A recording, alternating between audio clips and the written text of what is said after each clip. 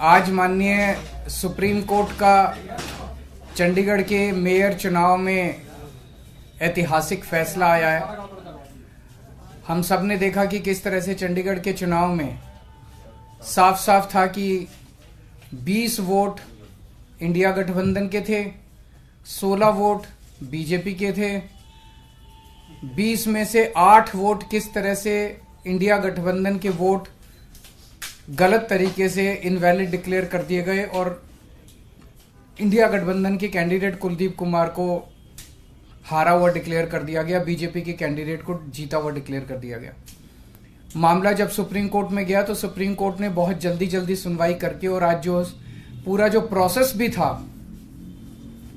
किस तरह से माननीय सुप्रीम कोर्ट ने सारे बैलेट पेपर मंगाए अपने पास, बैलेट पेपर खुद देखे और आज रिजल्ट डिक्लेयर कर दिया। ये मुझे लगता है कि भारतीय इतिहास के अंदर शायद पहली बार हुआ है। हम सुप्रीम कोर्ट का बहुत बहुत शुक्रिया अदा करते हैं कि इतने कठिन समय में आज जो देश के अंदर जो हालात हैं, पूरा डिक्टेटरशिप चल रही है, जनतंत्र को कुचला जा रहा है जगह जगह, सारे इंस्टीट्यूशंस जो हैं वो एक तरह से कुचले जा रहे हैं, रौंदे जा रहे हैं। ऐसे में सुप्रीम कोर्ट का ये जो फैसला है ये बहुत मायने रखता है जनतंत्र के लिए और जनतंत्र को बचाने के लिए ये सुप्रीम कोर्ट का फैसला बहुत अहम है। इंडिया गठबंधन, इसलिए हम सुप्रीम कोर्ट का बहुत बहुत शुक्रिया अदा करते हैं। इंडिया गठबंधन की ये बहुत बड़ी जीत है, पहली जीत है, बहुत बड़ी जीत है और बहुत बड़े मायने रखती है। एक तरह से उन लोगों से छीन के लाए हम लोग ये जीत। उन लोगों ने तो चोरी कर लिया था ये चुनाव, उन लोगों ने तो वोट चोरी कर लिए थे, लेकिन हमने हार नहीं मानी। हम आखिरी समय तक लड़ते रहे, संघर्ष करते रहे और अंत में हमारी जीत हुई। तो ये पूरे देश के लिए, इंडिया गठबंधन के लिए बहुत बड़ी जीत है और बहुत बड़ा संकेत देती है देश को। जो लोग कहते हैं कि बीजेपी को हराया नहीं जा सकता, बीजेपी को हराया जा सकता है, एकता से हराया जा सकता है, अच्छी प्लानिंग और स्ट्रेटेजी से हराया जा सकता है और मेहनत से हराया जा सकता है। ये इस चुनाव के नतीजों ने साबित कर दिया। तो मैं इंडिया गठबंधन के सभी पार्टनर्स को बहुत बहुत इसके लिए बधाई देता हूं। चंडीगढ़ के लोगों को बधाई देता हूं, जिनको चंडीगढ़ के लोगों की एक तरह से जीत हुई। चंडीगढ़ के लोगों ने तो नतीजा यही दिया था कि भाई इंडिया गठबंधन का कैंडिडेट मेयर बनना चाहिए, लेकिन उन्होंने चोरी कर लिया चुनाव। तो एक तरह से जनता की हार हो गई थी, लेकिन अब जनता की जीत हुई है और पूरे देश की जीत हुई है। पूरे देश ने देखा कि किस तरह से बीजेपी ने यह चुनाव चोरी किया। इस चुनाव में 36 वोट थे टोटल, बीजेपी के, कांग्रेस के, आम आदमी पार्टी के, अकाली दल के 35 काउंसलर और 1 मेंबर ऑफ पार्लियामेंट, 36 वोट थे। उन 36 वोट्स की काउंटिंग में बीजेपी वालों ने 8 वोट चोरी कर लिए, 25% वोट चोरी कर लिए 36 के अंदर। सोचो, अभी कुछ दिन के बाद देश का बड़ा चुनाव होने वाला है, उसमें 90 करोड़ वोट हैं। अगर ये 36 वोट में से 25% वोट चोरी कर सकते हैं, 90 करोड़ वोटों में ये कितने वोटों की चोरी करेंगे, सोच के भी रूह कांप उठती है, रोंगटे खड़े हो जाते हैं। सुनते तो थे कि बीजेपी वाले गड़बड़ करते हैं, सुनते तो थे कि बीजेपी वाले बदमाशी करते हैं, वोटों की चोरी करते हैं, पर कभी कभी मन खराब थी कि चंडीगढ़ के चुनाव के वक्त सीसीटीवी कैमरे लगे हुए थे और सीसीटीवी कैमरों के अंदर इनका सारा का सारा रंगे हाथों ये लोग पकड़े गए, सारा इनका कुकर्म पकड़ा गया। इससे साफ जाहिर है कि कितने बड़े स्तर के ऊपर ये वोटों की चोरी करते हैं। अब बड़ा मसला ये है, पूरे देश को सोचना पड़ेगा कि अगर जनतंत्र नहीं बचेगा तो कुछ नहीं बचेगा।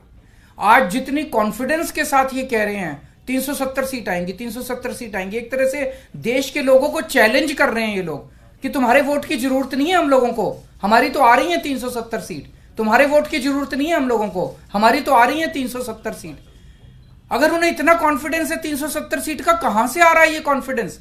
कुछ तो गड़बड़ कर रखी है इन्होंने। और जिस देश, अगर किसी देश के अंदर चुनाव के पहले पार्टियां साफ साफ कहना चालू कर दे हमें वोट की जरूरत नहीं है, हमें लोगों की जरूरत नहीं है, उस देश के अंदर फिर जनतंत्र बहुत बड़ा खतरे में है। पूरे देश को मिलके, 140 करोड़ लोगों को मिलके जनतंत्र को बचाना पड़ेगा। इससे ये भी साफ है ये लोग चुनाव जीतते नहीं हैं, ये लोग चुनाव चोरी करते हैं।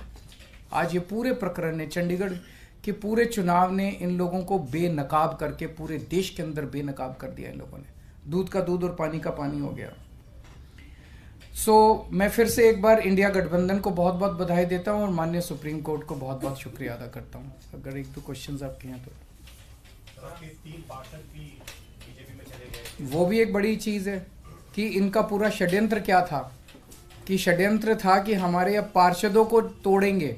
ये चुनाव, जैसा मैंने कहा कि पहले तो पूरी कोशिश करते हैं ईवीएम में धांधली कर दो, इसमें धांधली कर दो, किसी भी तरह से चुनाव जी, अगर हार जाएं तो फिर ये काउंसलर्स को तोड़ना चालू कर देते हैं, एमएलए को तोड़ना चालू कर देते हैं, सरकारें गिरानी चालू कर देते हैं, ईडी लगा देते हैं, सीबीआई लगा देते हैं, पैसे की गड्डियां फेंकते हैं उनकी तरफ, सब तरह से तोड़ने की कोशिश करते हैं। ये जनतंत्र थोड़ी है। सर इस चुनावों ने दिखाया कि कैसे अगर आम आदमी पार्टी और कांग्रेस मिल जाए तो बीजेपी को हरा सकते हैं। मैंने अभी यही बोला, तो क्या पंजाब में भी आप इस पर, ये मैंने बोला कि किस तरह से अगर हम सारे लोग इकट्ठे हो जाएं, इंडिया गठबंधन के इस चुनाव ने एक बहुत बड़ा मैसेज दिया है। जो लोग कहते हैं कि बीजेपी को हराया नहीं जा सकता, बीजेपी को हराया जा सकता है अगर हम संगठित हो जाएं, एक हो जाएं, स्ट्रैटेजी से काम करें और मेहनत करें, हम बीजेपी को हरा सकते हैं। हमने ये चुनाव में हरा के दिखाया है। पंजाब में सोचेंगे दोबारा से? नहीं, वो स्ट्रैटेजी जीतने की स्ट्रैटेजी है, आप उसमें चिंता मत करो, उसमें जीतेंगे। दिल्ली का है, अभी कई सारे राउंड्स ऑफ डिस्कशन हो चुके हैं और काफी अंतिम स्टेज पे बाकी चीजें पहुंच चुकी है। बहुत जल्दी अनाउंस होगा उनके साथ गठबंधन। आपने पंजाब का क्लियर कर दिया, अकेले बाकी सारी चीजों पे बात हो रही है, बाकी सारे स्टेट्स में बात हो रही है और कई सारे राउंड्स ऑफ डिस्कशन हो गए हैं। काफी अच्छी बातचीत चल रही है और काफी एडवांस्ड स्टेज पे है। बहुत से आपके साथी हैं जो इंडिया अलायंस की बस में चढ़े तो थे लेकिन धीरे धीरे उतरने की कोशिश कर रहे हैं। सबका अपना अपना वो है। मैं आज आपको लगता है कि उनको देख आज के जो रिजल्ट उनको उम्मीद जगी होगी और वो वापस आ सकते हैं? जो लोग देश को बचाना चाहते हैं उन सब लोगों का इंडिया गठबंधन में स्वागत है। सर आपको लग रहा है लार्ज स्केल रिगिंग भी लोकसभा के समय ये अपोजिशन को, इंडिया ब्लॉक को अब डर है, जिस तरह का पिछले कुछ दिनों में घटित हुई है चीजें? देखिए, ईवीएम को लेके बहुत प्रश्न उठते रहते हैं। जैसे मैंने बताया, इनकी मल्टीपल स्टेजेस हैं।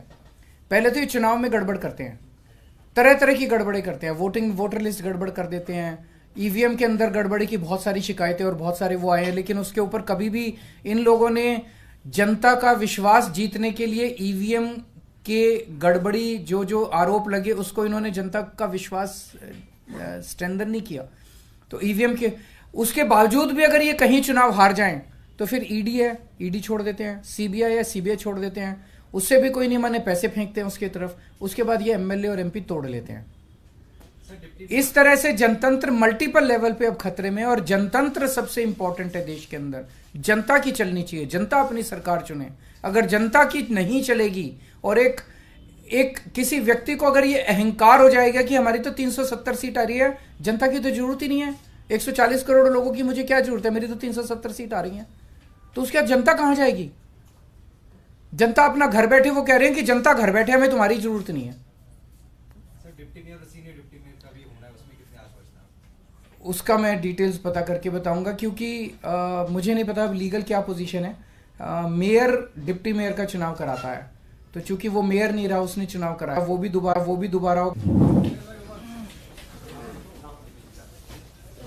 जल्दी बाहर